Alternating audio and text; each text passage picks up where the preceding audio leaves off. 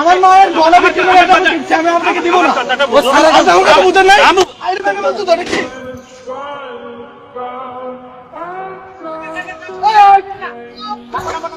এটা আমার মায়ের গয়না বিক্রি করে আমাকে কিনে দিয়েছে, অনেক কষ্ট করে এটা বানাইছে। কালকের আগের দিন রাতে স্টুডেন্টরা এটা ভেঙে বলছে, আমি সেফ জোনে এখানে নিয়ে আসছি, বাইরেও তো পারি না বা ভিতরে ঢুকতে পারিনি।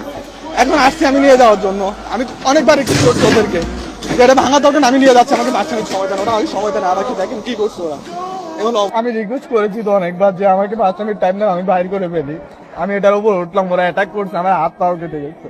আমার মাল ছিল আপনার 30,000 টাকার মতো মাল ছিল, আর দোকান বাড়াতে আমার 90,000 টাকা খরচ হয়েছে। আমি 15 দিন হয় না দোকানটা চালু করছি, দোকানটা করতেই পারি না, 3 দিন না 4 দিন করছি দোকানটা। এখন আম্মু গয়না বিক্রি করে দোকানটা আমাকে করে দিয়েছে। আমি আগে জব করতাম, জব ছেড়ে